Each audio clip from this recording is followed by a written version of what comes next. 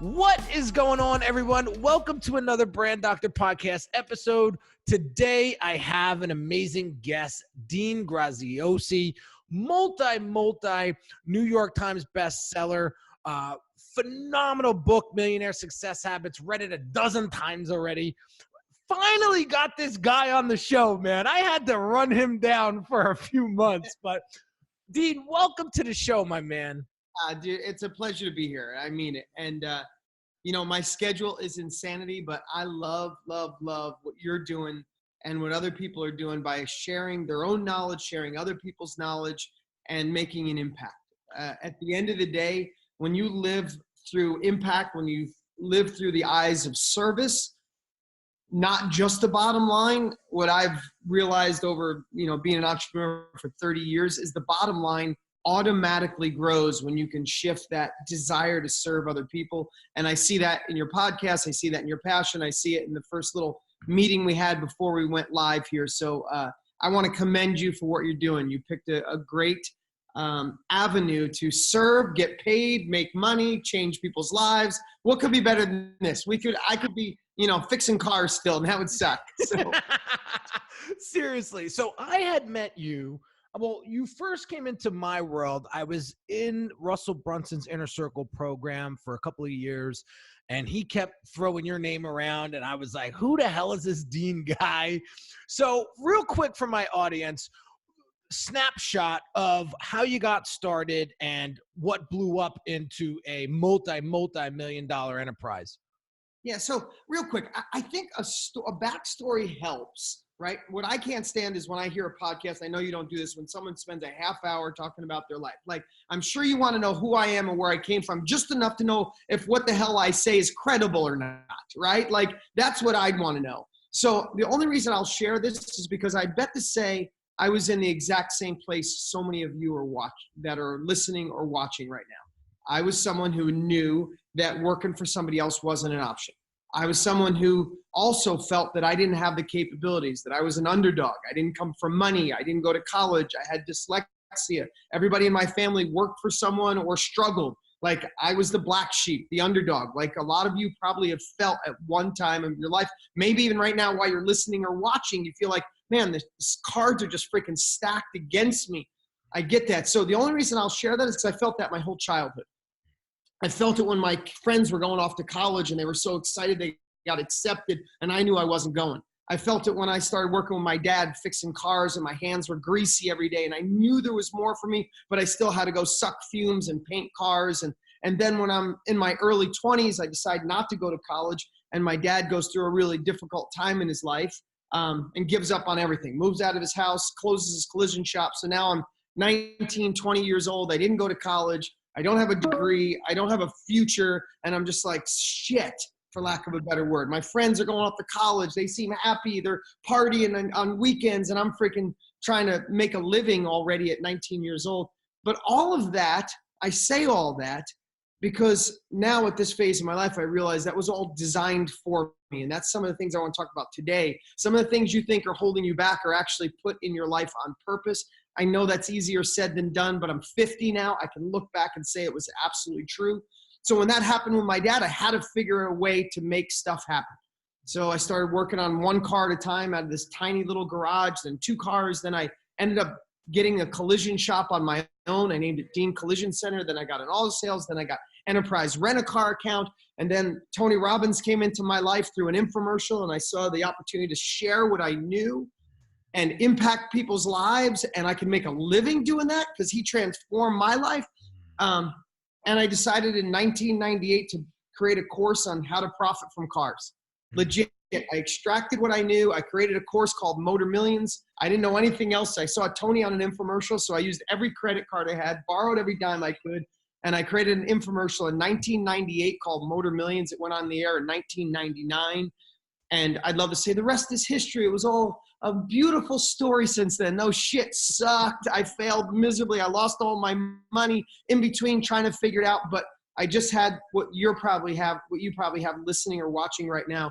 I just had a desire. I knew there was more and I wasn't freaking giving up. And most of the world gives up. So if anything can inspire you today, So you know my story. Since that kid in a collision shop, working out of a garage, I've gone on to write multiple New York Times best-selling books. My brands and my company broke $1 billion in sales years ago. I'm blessed right now that I have a new book coming out. I launched a course with Tony Robbins called The Knowledge Business Blueprint. We did the biggest launch in internet history. It's become a movement, changing people's lives all over.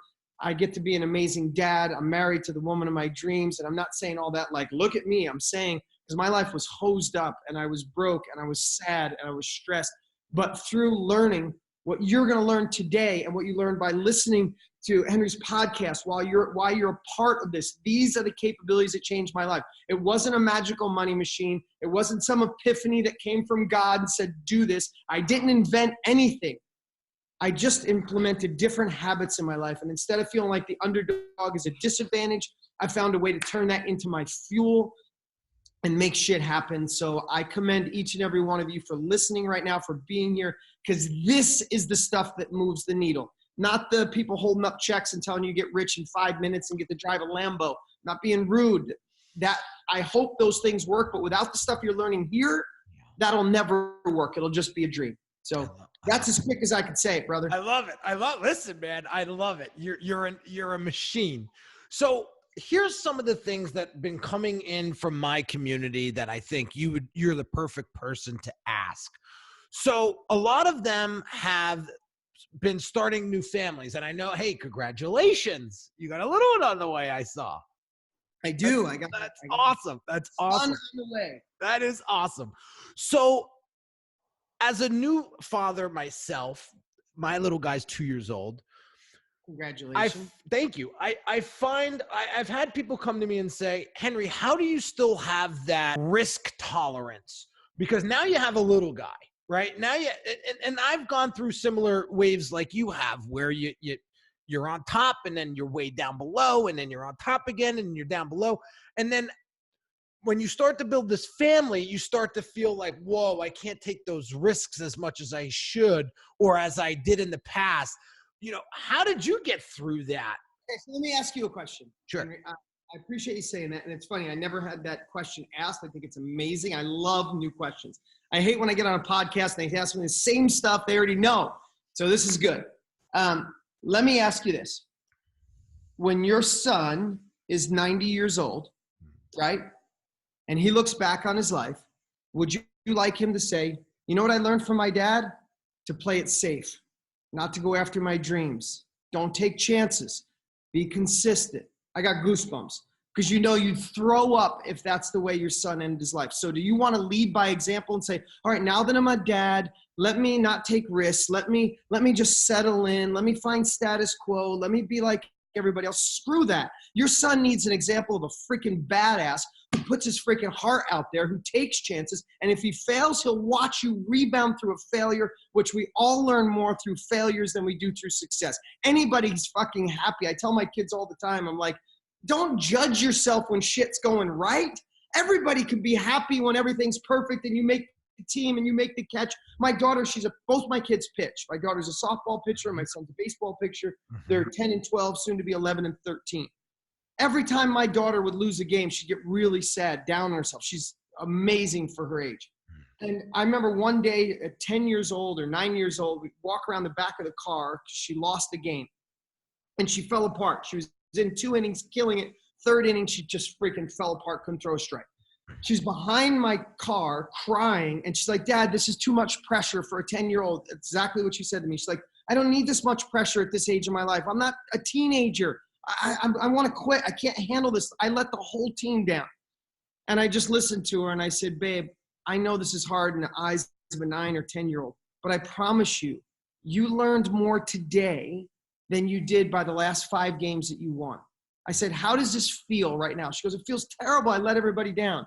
I said, why do you think this happened? I didn't give her any reasons. She said, because I haven't practiced as much lately as I used to, which was true. And I said, so how would we fix that? She's like, can I get a coach 2 days a week? I said, yes. And she said, she said, you want me to pay for half of it? Because I always do this thing, you pay half. I said, nope. If you'll dedicate the time, I'll pay for a coach to come to the house 2 days a week if you'll dedicate. She goes, and literally went from this feeling of pain and misery to, okay, I'll go twice a week. I said, what else can you do? she's like, I could try to stay focused. I was so down on myself. And all of a sudden I said, and to this day, that was 2-3 years ago, I said, when did you learn the most? She goes, oh, that damn game, I almost quit. Right? So I digressed on that, Henry, but what I want to say to everybody is don't change who you are. You want your kids to see the best version of you. Let me ask you something, Henry. If you don't go for anything more, so say you're making, say you're making $1 million a year, 500 grand a year, whatever the hell you're making. I hope you're making 100 million a year, but let's say you're making $1 million a year or 500 grand a year. And you have this son and you go, you know what? I need to protect this. I just want to stay here and make that 500 grand a year. How will you feel as a man? Just tell me how you feel if you're not growing. Basic. Okay. How will that look to your son? Will you have that air of confidence if you're not going after your next level? Because we're all built to fucking achieve.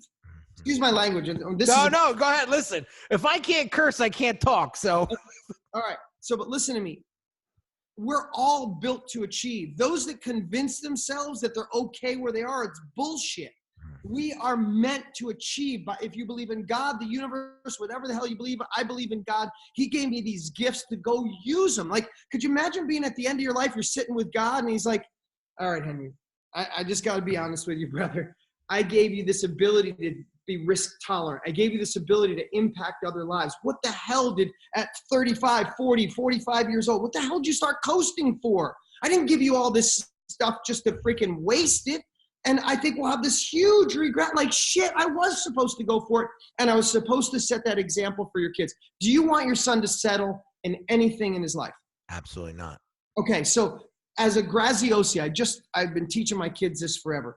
I said, as a Graziosi, solution-oriented. Like, as a Graziosi, we find ways. So what I teach my kids is Graziosis find ways. I don't care if you get a no. I don't care if anybody tells you it's not possible. I don't care if your dad says, hey, I don't want you to be in a band. Tell your dad to go piss off. Because Graziosis find ways, because if you're a Graziosi and you're in a band, you're going to be in the best band that ever existed. Or whatever they want, right? The other thing I tell my kids is make your own path. Graziosis make their own path, right? If I don't go after it, if I'm not showing my kids that I can lean into something listen, my kids heard me say a year and a half ago that Tony Robbins and I are going to fix the broken education system. Now, that's not saying we're going to launch a company. We're fixing something that's been broken for 50 or 100 years. And Tony and I said, we're fixing it. My kids don't go, oh, my dad thinks he's going to fix it. You know what my kids say? Holy shit, my dad and Tony are going to fix the education system. I want them to be older. And again, I'm getting passionate about this because everybody listening, I don't care if you don't have kids or your kids are older, this is the example we leave the world.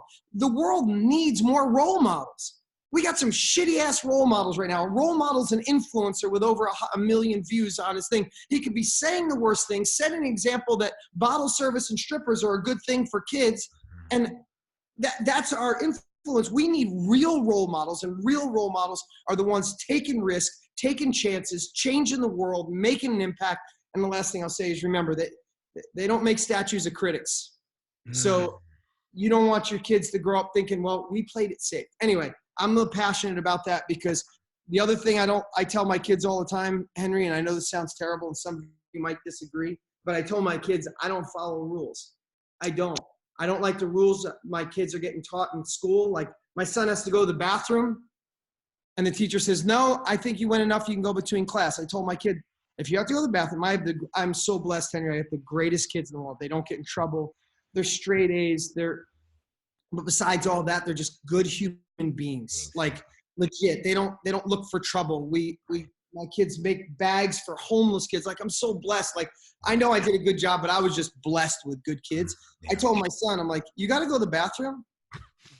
I said, in real life, I have 100 employees just in my office. If one of my team members has to go to the bathroom, he doesn't have to ask me fucking permission. He goes to the bathroom. I said, if your teacher says no, you have my permission to ignore them and get up and go to the bathroom. And if you get suspended, we'll deal with that. I said, I don't like rules that make no sense. I don't like my kids go to a Christian school, but we have our own beliefs. I don't like when a teacher tries to give my kid their belief on Christianity, like on a deep level, not the philosophy, not being in a religion class. I'm talking about when they share their own beliefs that are like, hey, you'll never go to heaven unless you do this. It's like, I want my kids to figure that shit out. Right. That's how. So my whole point is I also don't like following rules. And I taught my kids that, and they've never gotten in trouble. They're not rude. And most of the time, like, Dad, I would never do that.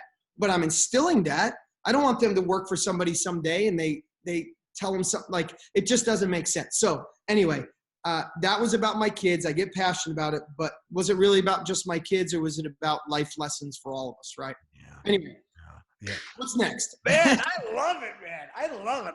Another grand slam. So you brought up a good point about how the Graziosi family has a brand. That is a brand. Yeah, Not just in the business world, but in your personal world. Mm-hmm. And I want you to sort of, if we could go maybe a little bit deeper in that, because I want to get your perspective of branding, because that's what the Brand Doctor podcast is all about, is really helping folks brand themselves so that they can go on and create successes like yourself, like myself, and go on to, like, again, leave that legacy behind. I hear that word more and more now, and I feel like just because the world is changing so rapidly, more people want to have control over their destiny. Of course. So what does one need to do to establish that brand? I get DMs all day long. Take a look at my brand. Tell me what you think. I don't know how to answer that, Dean, because I know nothing about that person. Yeah, that's great. So a couple questions. Where are you from originally? Jersey, born and raised, still here. Got it. Still in New Jersey. I heard a little Brooklyn or Jersey accent there. I grew up in New York, so. I know. You were just in Newark not too long ago. Yeah.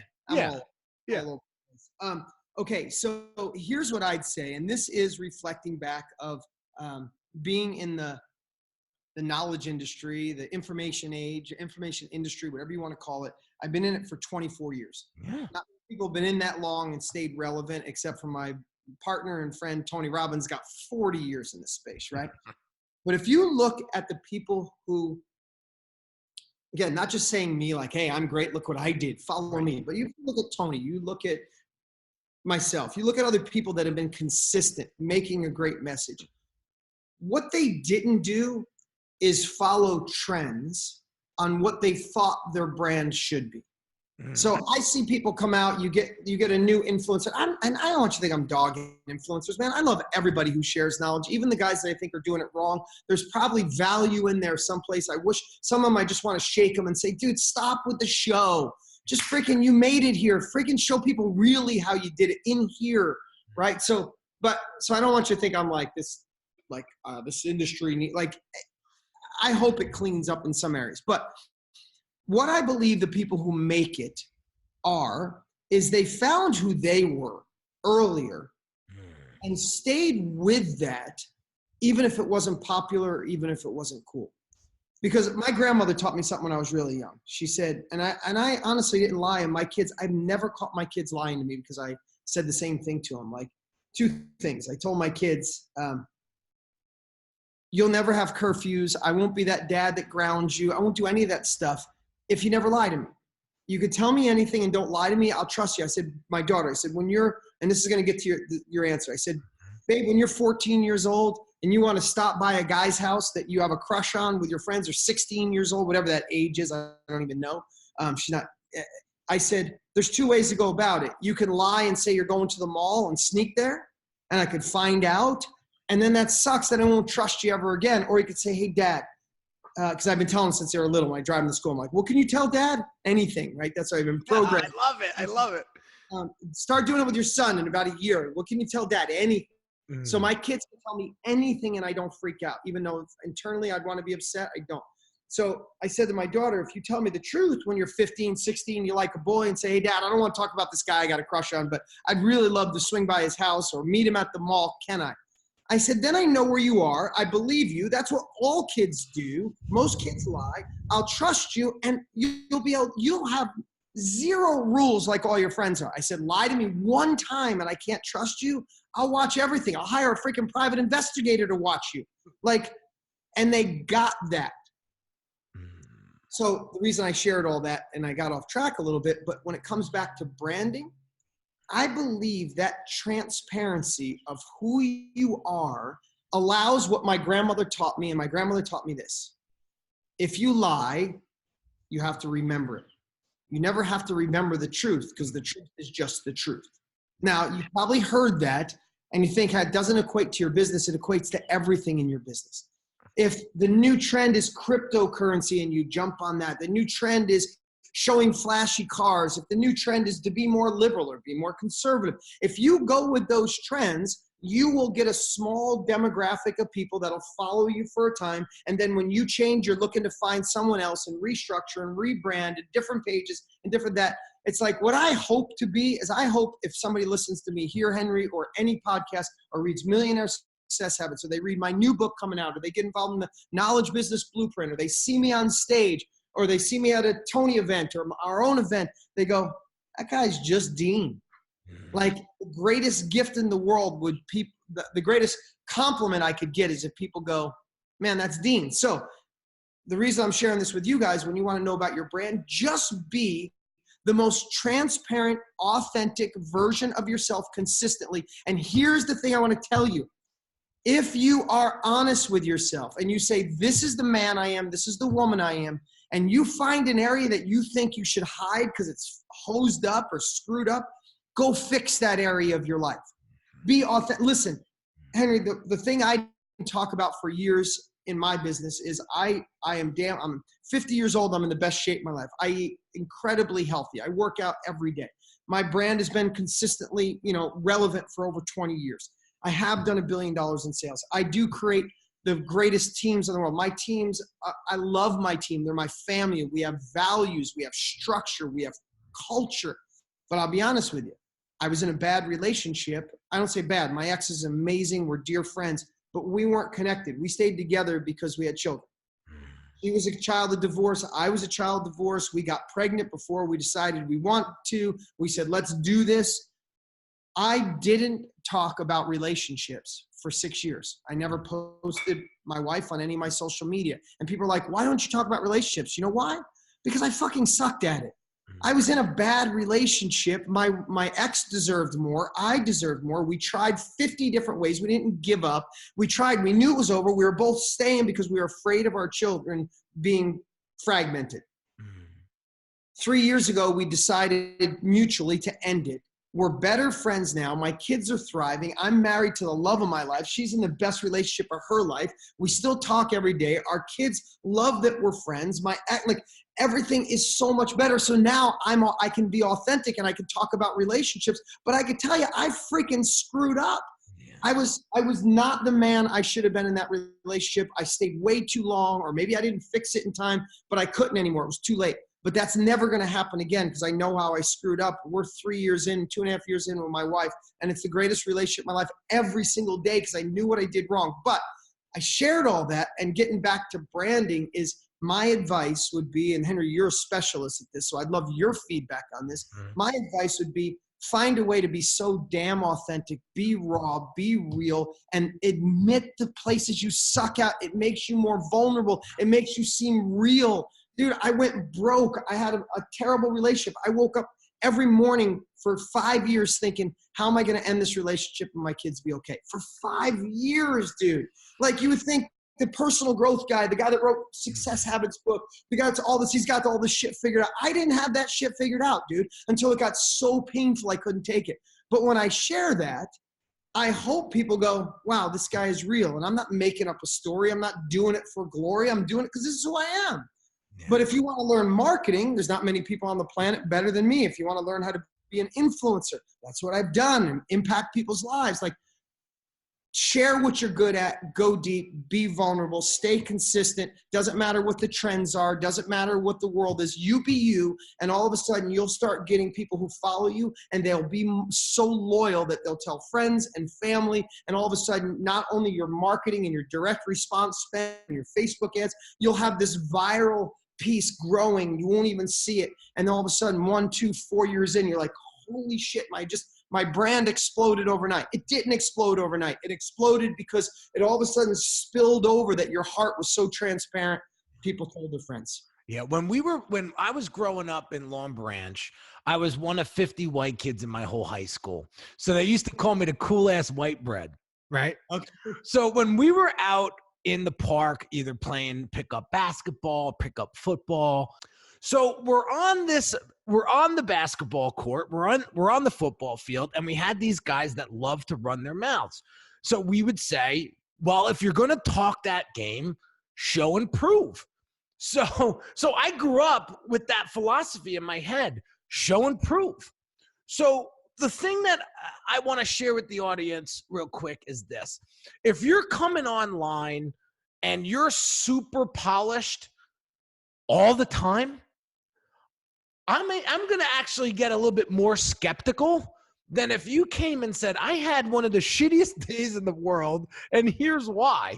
I'm going to learn more from you from that story of that shitty day than you walking around polished 90% of the time. So there's times online where I'm like, I am not in a creative mood today.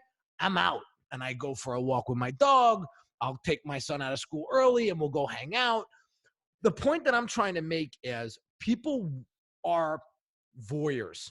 They want to see the good and the bad. And 9 times out of 10, they're going to resonate and connect with you on your struggles more than your successes. So I'm just backing up what you said. I think you're spot on. I think people just are so afraid about what people are going to say about them. And they're going to start to think, oh, well, they may not think that I have it all together. I'm supposed to be the expert here, but I don't know. Listen, nobody knows everything. None of us have it all together. No. So I love that you are so vulnerable. Because the reason why you're on the show today is because I was like, holy shit, I am so aligned with Dean's philosophy and values. Now, how would I be able to connect with you on such a deep level? You barely know me. It's because you gave your all on every podcast I watch you on. Chris Pfaff, what's his name? Drama over there. I watched that episode. That was a great conversation with you guys. You know, and you let it all out. And I'm like, you're telling these stories over and over and over. And I'm going, holy shit, I went through something like that. Holy shit. How I need to dig more into what he's talking about because he's experienced it before me. So again, there's just this natural connection. People want to connect with people. Period, bottom line, end of story. People will buy you before they buy your product or service. I bought into Dean well before I purchased your first book. Listen, I value your time and I don't want to run this to the end and give you 5 minutes here. I think you've given our audience my face. I just went live like halfway through on Facebook and I'm getting all these messages over here by James and Monica and Al. But the what I really want to do is you have this new book coming out. And when I heard the title of it, I was like, whoa. So tell the audience the title of the book and what the preface of the book is and why you wrote it. Yeah. So I'll start with you though. Without knowing too much of your past, did you ever feel like you were an underdog? Oh my God. I tell this, let me tell you a quick story. I'll tell you a quick story. Yeah, I'll tell you a quick story.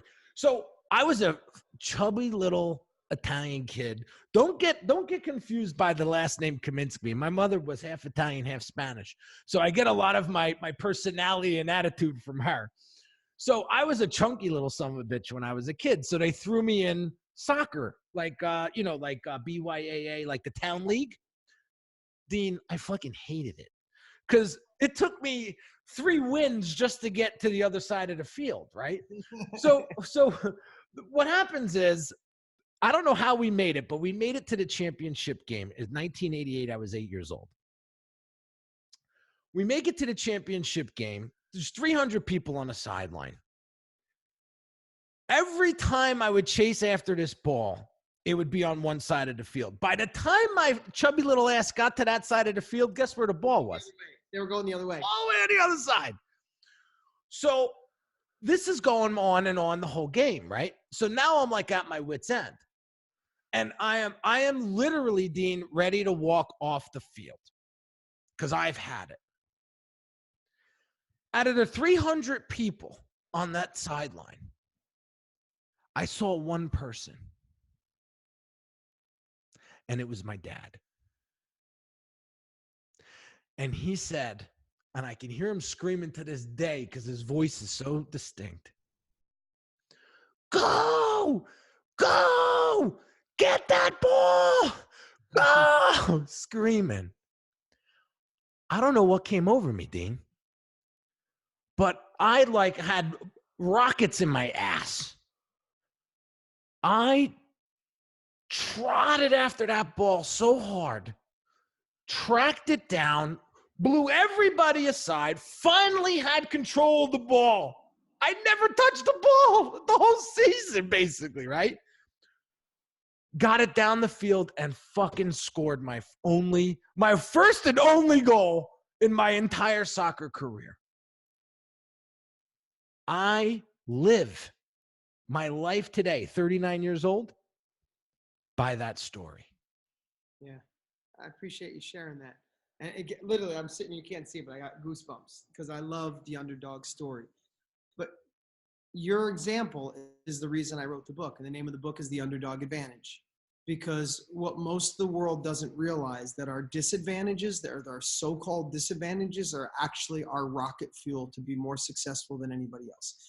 Most of the time, people with privilege, and I don't mean this, my kids have a life of privilege. I have to create scenarios in them, right? They don't know anything different. They live in a house that's like a hotel, right? We fly private jets. Like, they don't know. I lived in a trailer park. I had nothing, right?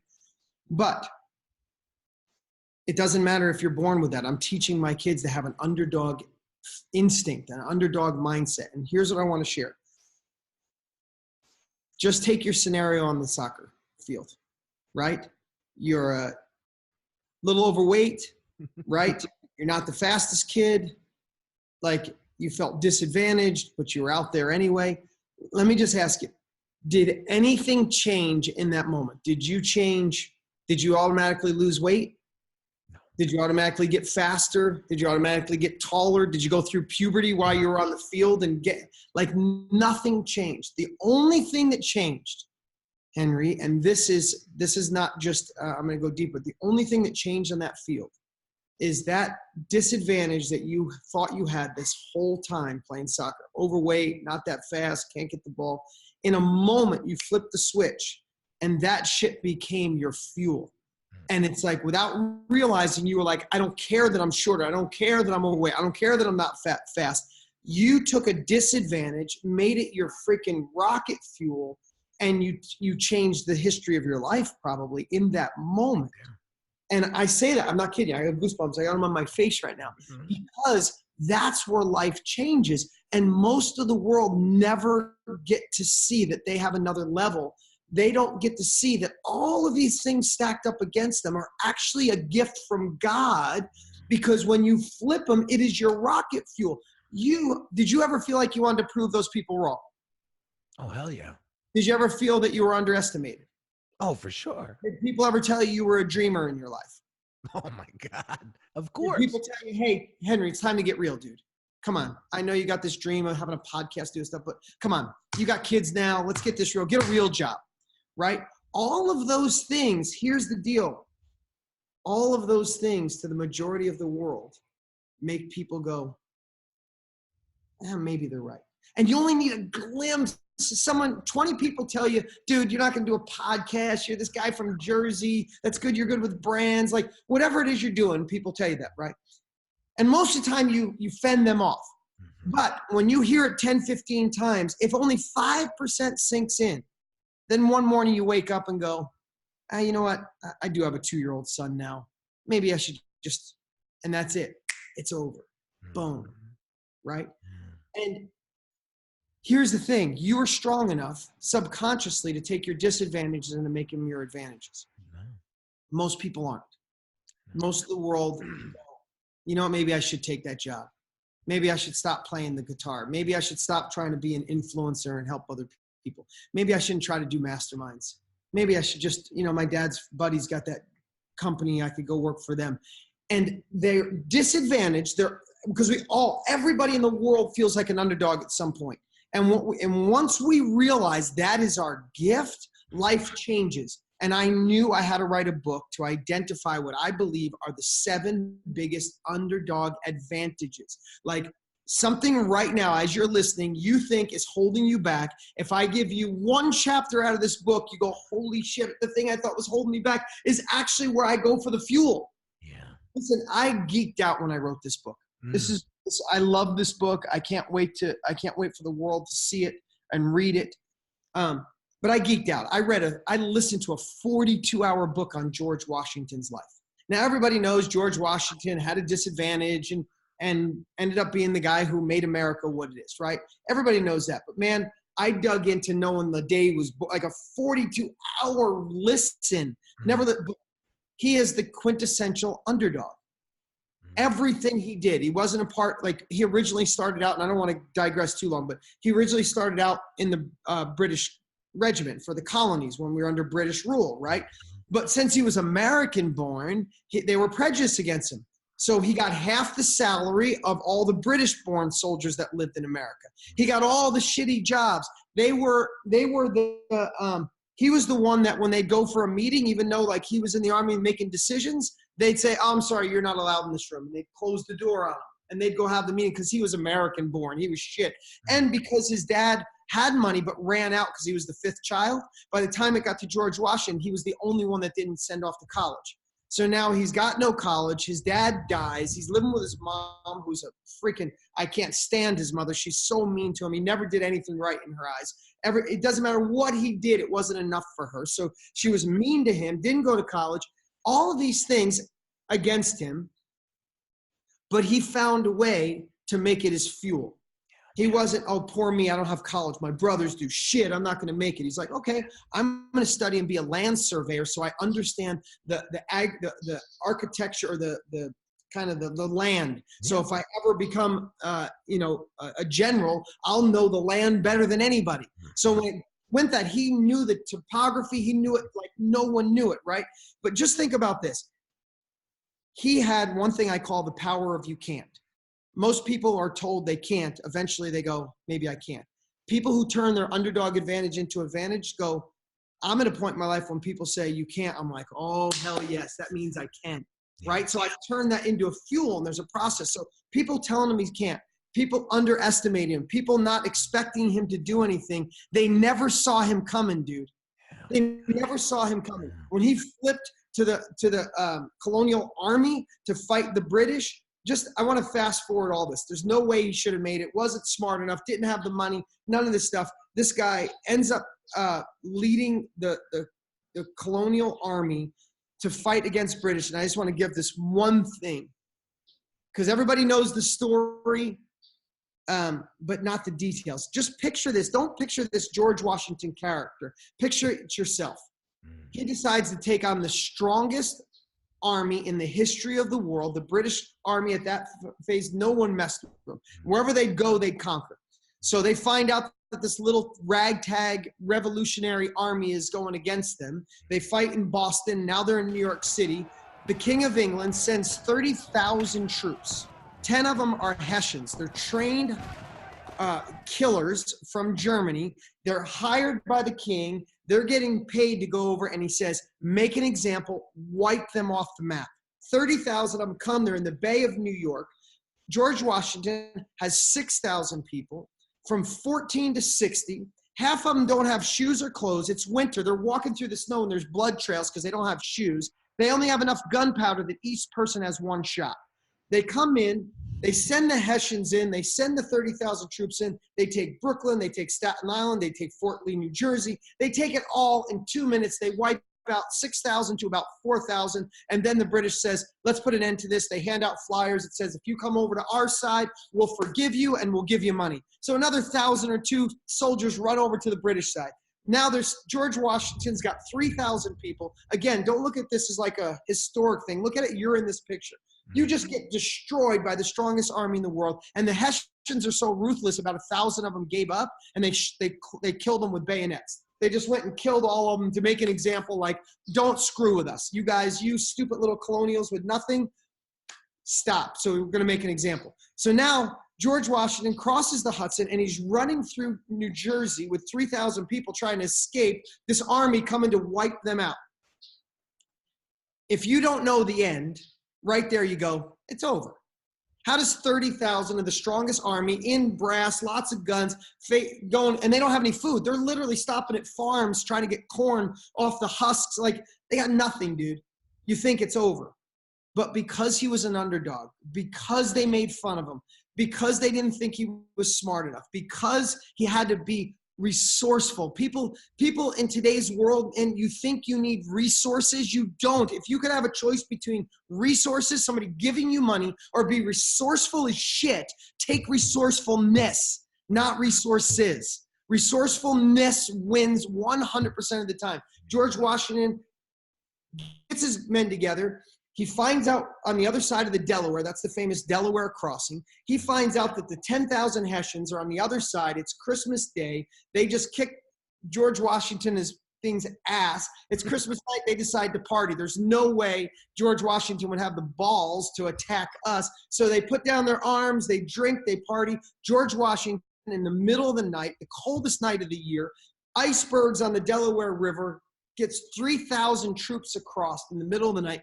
5 o'clock in the morning, 3,000 ragtag colonial army attacked the 10,000 Hessians.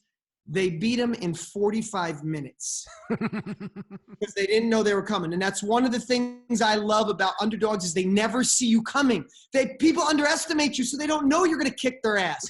He goes in and takes 10,000 Hessians. He gets them to surrender. He takes their clothes. He takes their food. He takes their guns. And then he goes up to Princeton and wins a second little battle. And that's the beginning of the end. 7 years later, we're the greatest country in the history of the world because of the greatest underdog who was underestimated, underappreciated, undervalued, didn't have resources, was resourceful as shit. And there's story after story like that. And I just took all of that and said, I'm going to write a book to empower the underdogs, which is all of us, empower us to say, no, I don't need more resources. I got fucking resourcefulness and I'm going to get what I deserve. So I'm passionate about this book. I think Millionaire Success Habits is almost at 1 million copies right now. I feel so blessed. One of the best-selling books of the last couple of years. I think this one might blow past that because I feel like we all feel like underdogs and we all need the process to switch that. And that's it, man. I'm so stoked about that book. Oh, man. Well, you got to let me know when it launched. When is the launch date? Yeah, this first week of December.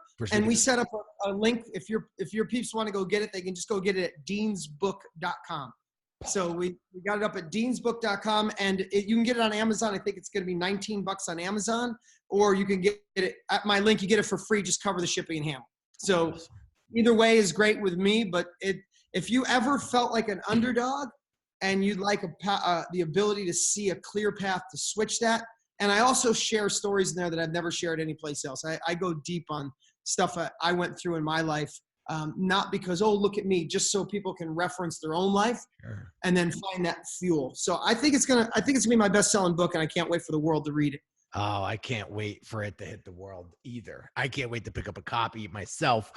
You know, it's funny. You're saying all of this, and I'm saying to myself, wow, this is something recent that happened to me. You know, I've been working now. I had Unique Designz, my business, for 13 years. And the past 5 years, I could say, have been probably the best. I've been most fulfilled, the best clients, really got my model down right. I'm talking to my mentor one day, and he says, you know, you're a high energy guy. That's why, again, your energy, I'm just eating it up because this is how I am with my clients and how I am with my audience.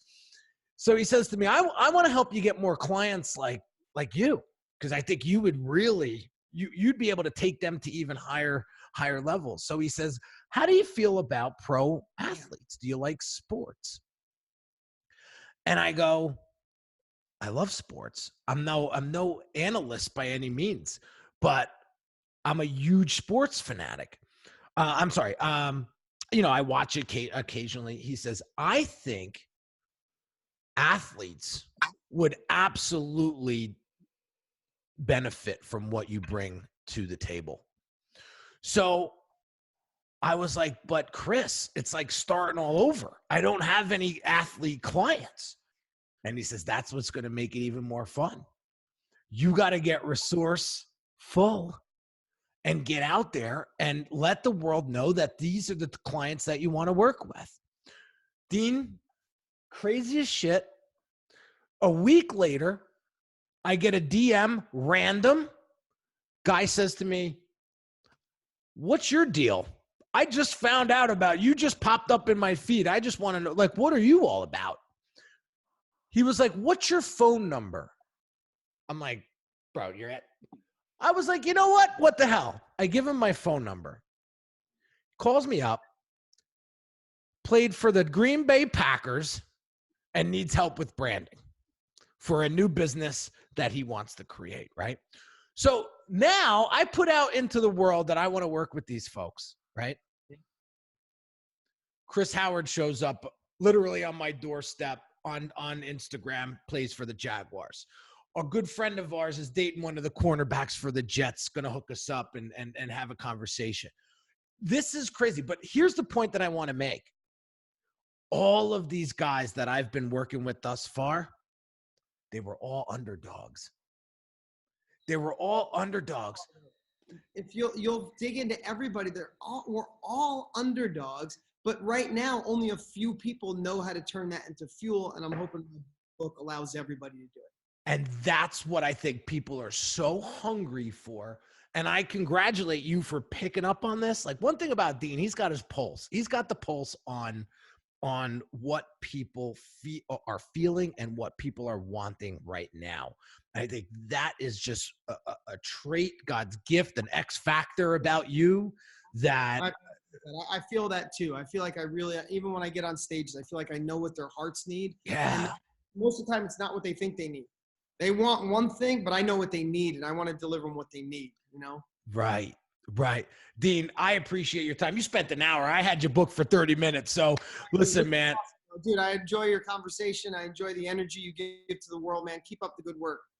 Thank you. I appreciate it. And we're going to get you back on the show. There's some things in February that we could collab on and get the word out even more. So Dean, I appreciate you so much for coming on the show and just sharing your knowledge and your wisdom and your experience, to my audience. You got it, man. You have a great one. Keep up the good work. You too. Take it easy.